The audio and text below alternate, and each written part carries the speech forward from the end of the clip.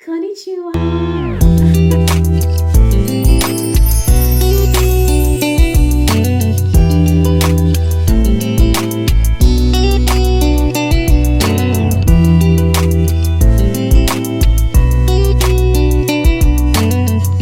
Hello, everybody, and how are you doing? Welcome to Mindspace with Jolly Joy, and I'm so excited about my second video, part 2 of moving to Japan. So, thank you so much for all those who watched my first video. I'm so excited and grateful for all the feedback that I have received from friends and family, and for all those who watched. I received amazing feedback, especially on the editing and all that, and just especially as a new YouTuber and just starting out. I am like, oh my gosh, still figuring out my editing skills and how to go about making better video, making better content.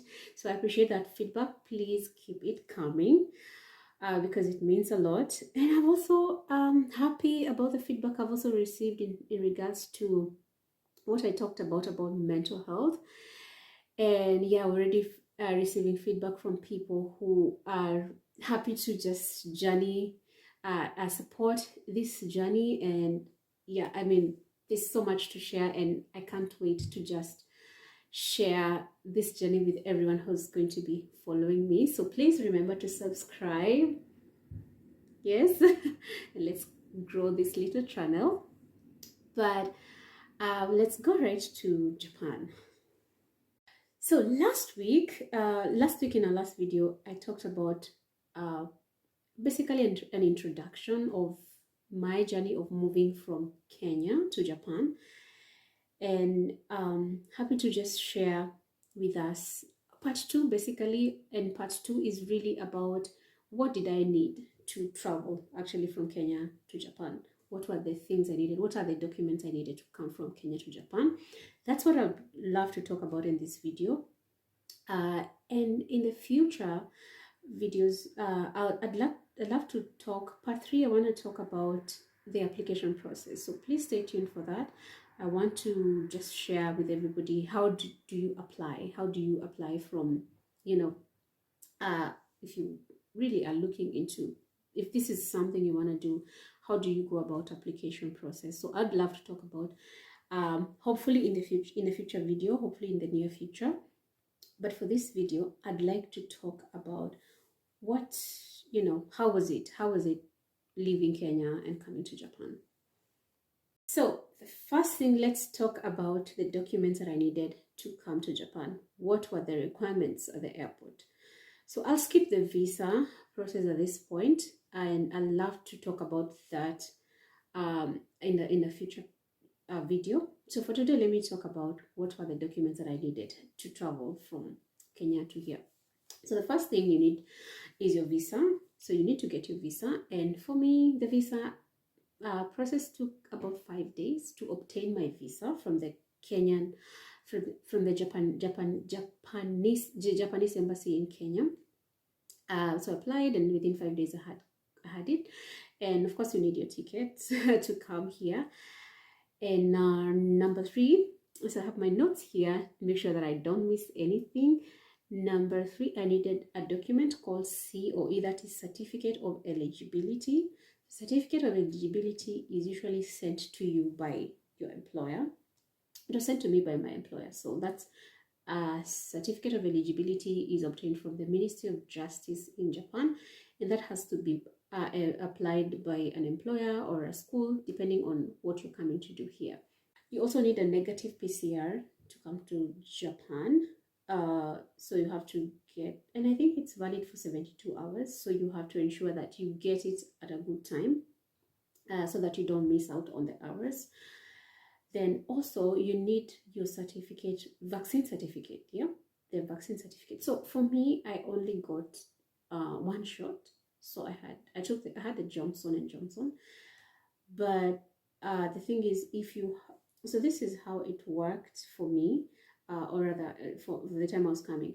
If you have taken the booster, so you get you only quarantine for 3 days. But if you don't have a booster, you have to quarantine for 7 days. So I never had a booster, so I got quarantined for 7 days. Okay, and then you also need health insurance. So apparently, if you're flying through Bangkok, that's Thailand, you need a health insurance. So I had to get that. Actually, that I had to get very last minute. This was so bad that at the airport I was almost told to go back because I didn't have it. Just because I was actually traveling through Bangkok, I was not actually staying in Thailand, but I was told I have to get a health insurance. It was actually not needed in Japan, but it was just needed because I was transiting. So for me, my flight took more than 25 hours. Like, this is it. I have traveled before, but this is the farthest I have ever traveled, because I left Saturday evening, and I got to Japan. I was getting to the hotel, my quarantine hotel, at about almost 3 p.m. On Monday.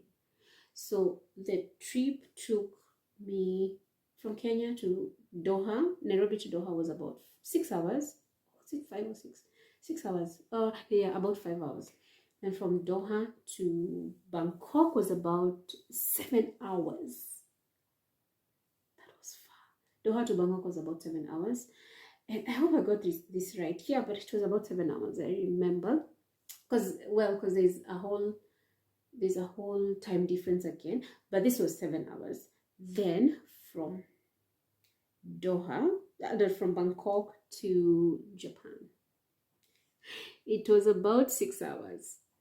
So I was so tired, and I'm so happy that there was a 7 days quarantine period, because that helped me to just get good rest, like enough rest, and also to be able to,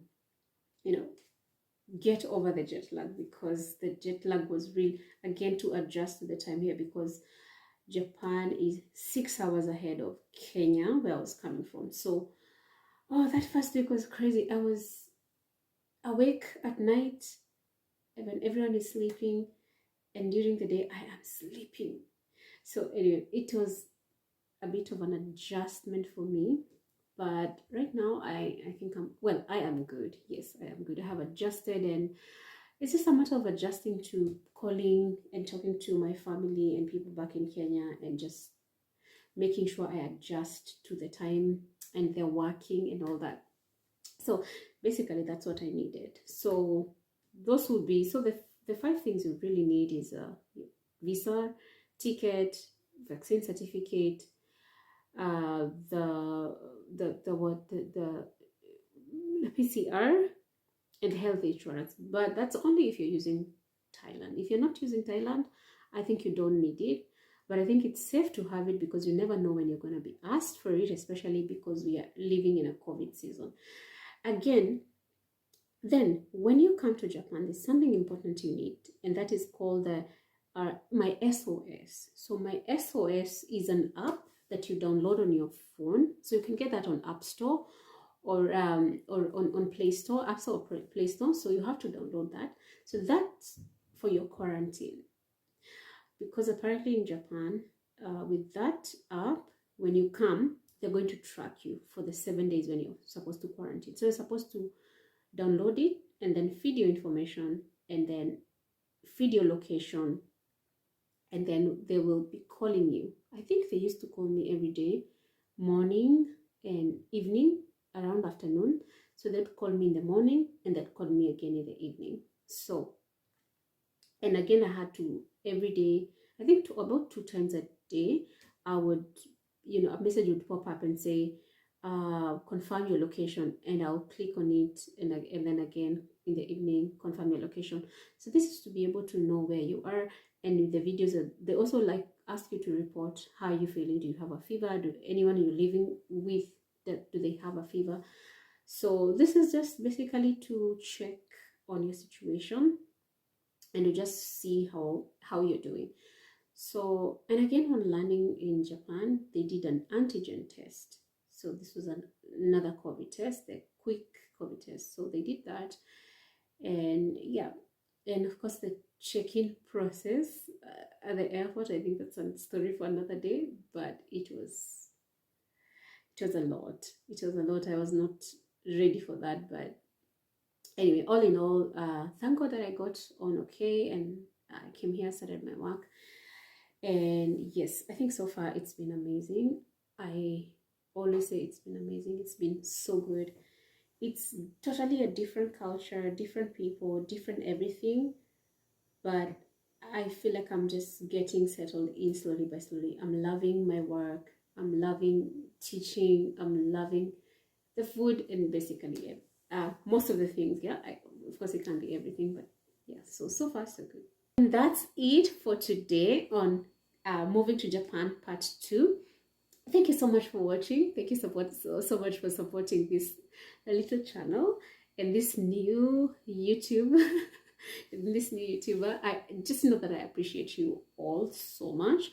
And yes, I will do my best to make sure that I have a video for you every week and the right information. And also, please recommend, if you want me to do any kind of video, please leave your comment in the comment section, and I'll be able to get the inspiration and do my best to try and do that for you all. But yeah, that's it from me. Thank you so much for watching. Thank you so much for liking, subscribing, and yeah, I'll see you in my next video. All right, take care of yourself. Bye for now.